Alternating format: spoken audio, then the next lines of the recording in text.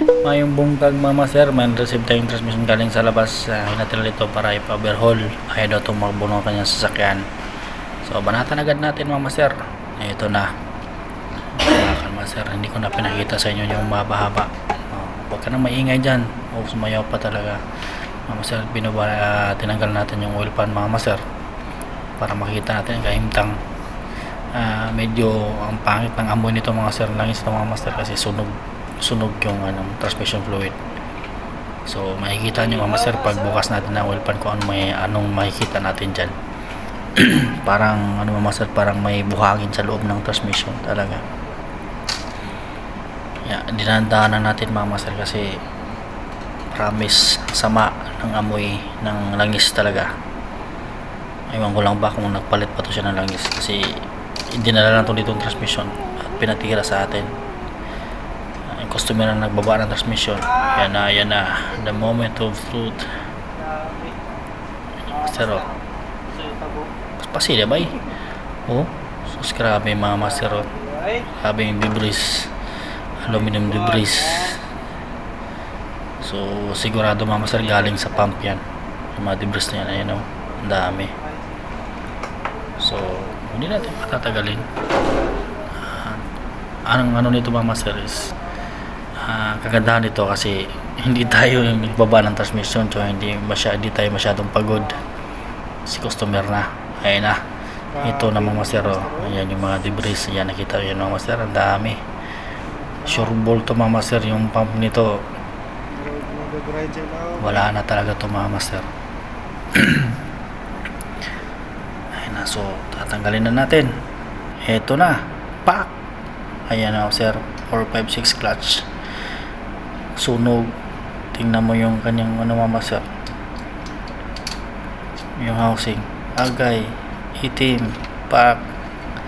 Pagtanggal ng clutches, uling na mga master. Ayan na, uling talaga.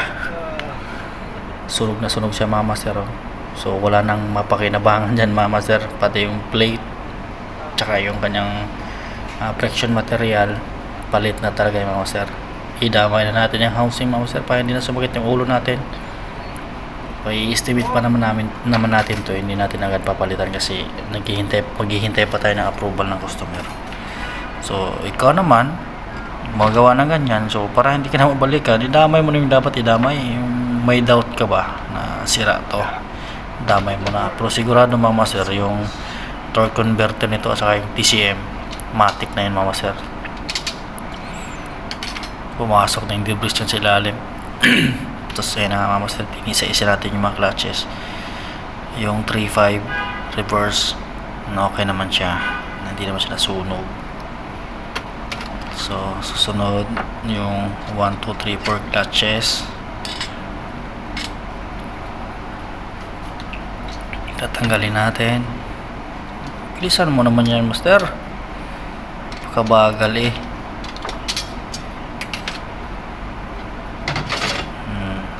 ang dami pang arte-arte mga master Ayan yung kanyang 1, 2, 3, 4 clutches, hindi naman sunog.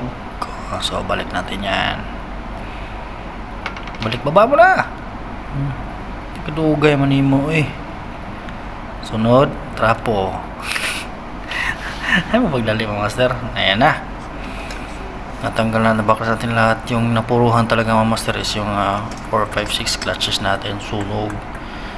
Yung sa 1, 2, 3, 4 tsaka sa 3, 5 hindi naman siya sunog. Sunod nito yung bomba, sure ball to. Yan, buksan natin yung mga master. Ayan na talaga mga master.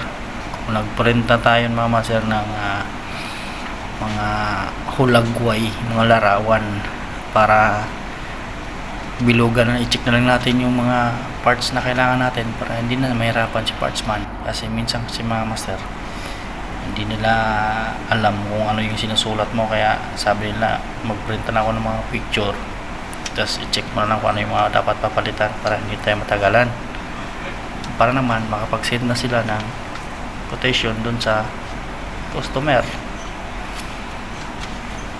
Yun na, hindi ko na pala pinapakita yung sa pump mga master, pero durog talaga yung pump. Nakalimutan ko.